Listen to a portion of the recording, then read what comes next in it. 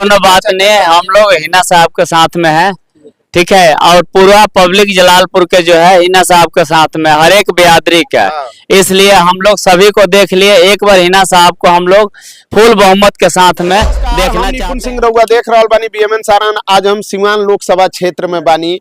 रात के 8 बज गई बा। देखी एजा कुछ वोटर बानी लो सिवान लोकसभा क्षेत्र के दरौदा विधानसभा के। आई हलो से हमीसन के जानल जाई कि 4 गो कैंडिडेट बाड़े जो अपन अपन दावेदारी ठोकतारन सिवान में। 2 गो पार्टी से, 2 गो निर्दलीय। केकर कितना मजबूती बा वोटर से हमीसन के जानल जाई। तब भैया का नाम पड़ी रहू? हमारा नाम संजय सिंह परी। संजय सिंह बाबू साहेब भाई। हाँ, तो केकरा साथे बानी आपकी पास? हमनी के हिना साहब के साथे बानी सब। हिना साहब के साथ? हाँ। ब्यासी जी तो घूम घूम के कहता नहीं कि सब राजपूत लोग हमारा एनडीए के साथे बा। अरे ब्यासी का कहे कहाँ जे का करे है उसको मतलब नहीं के। सारा राजपूत लोग, ब्राह्मण लोग, सर्व जात हिना साहब के साथे बा एकदम। माने ई बतिया 25 ले बनल रहे एकदम पाका खूंटा ठोक गांव हो। हाँ। आ खूंटा ठोक के रहेला। तो ई दरौदा प्रखंड के सबसे बड़का पंचायत हो। आ यहाँ जाति पाति से ऊपर उठ के लोग रहेला। अच्छा। हाँ। आ हिना साहेब में 40 गो एमपी में एगो ये कैंडिडेट है कि और पार्टी के लोग पैसा और पैरवी लगाते हैं टिकट के लिए। आया है आदमी टिकट कर लाल लमटेन का टिकट बहिष्कार कर दिया कि मुझे टिकट नहीं चाहिए, मुझे निर्दल लड़ना है। 40 सांसद में से जितना खड़ा है कोई के त्याग इतना नहीं है। ये लोग पैसा देकर टिकट खरीदते हैं, पैरवी लगाते हैं। इसको दरकिनार कर दे। मुझे जनता ही मेरा सेवक, मैं जनता की सेवक हूँ। जनता के निर्दल जाऊंगी। जनता जहाँ कहेगी वहां मैं जाऊंगी। तो इनका विचारधारा, इनका व्यवहार हम लोग को बहुत अच्छा लगा। अब बेचारी महिला है, अबला है, 3 बरस से घूम घूम रही है। एक बार इसको भी समय देना जरूरी है। इतना जन समूह जौन अबकी पार गोलबंद भइल बा जलालपुर में। हाँ। बाकी 2 टर्म काहे ना भई रहल? देखी 2 टर्म में हर बेरा हर समय अलग अलग होला। ये है मेरा, ये तीनों कैंडिडेट में सबसे सुपर कैंडिडेट है। अच्छा। हाँ, इसलिए हम लोग इनको साथ है। साथ है। का नाम पड़ी भी यार? राजेंद्र पंडित नाम पड़ी हमार। जलाल पंडित जी हैं? नहीं, कुम्हार जाति से अच्छा, हैं। कुम्हार जाति से। हाँ।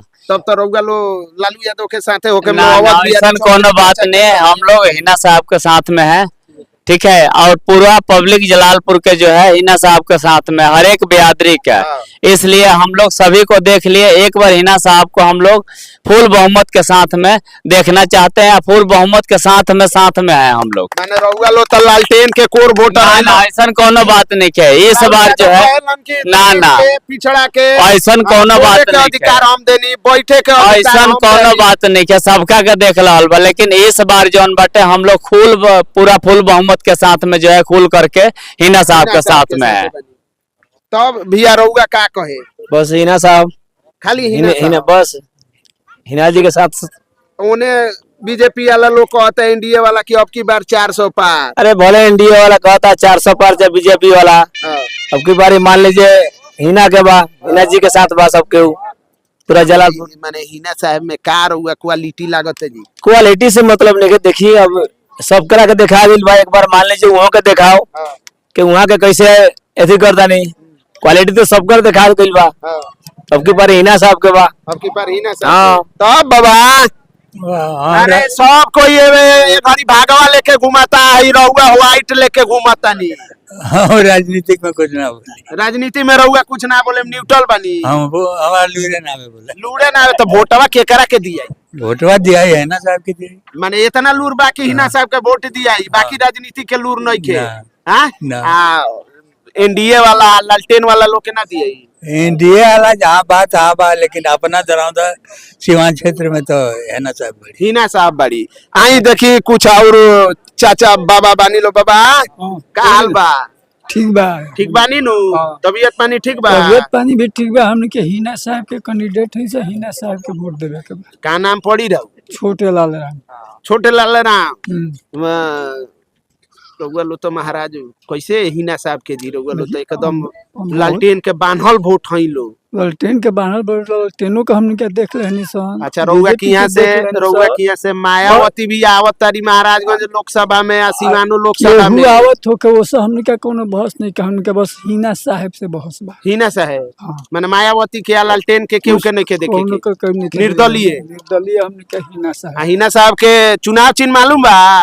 चुनाव चिन्ह तो अभी मिलल नहीं क्या हमने क्या लगा हाथ में। टेम्पू छाप बा अच्छा, ठीक 13 नंबर नीचे से, ठीक बा। नीचे से 1 नंबर। हाँ बाबा